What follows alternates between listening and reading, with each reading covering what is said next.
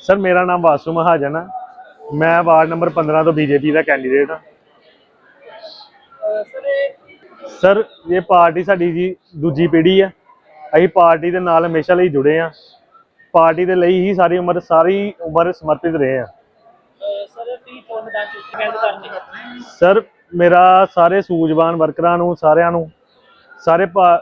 Ward के मैंबरां नूं बेनती यही है कि मैं उन्हां लई हमेशा समर्पित हाँ, मैं सारे काम करांगा।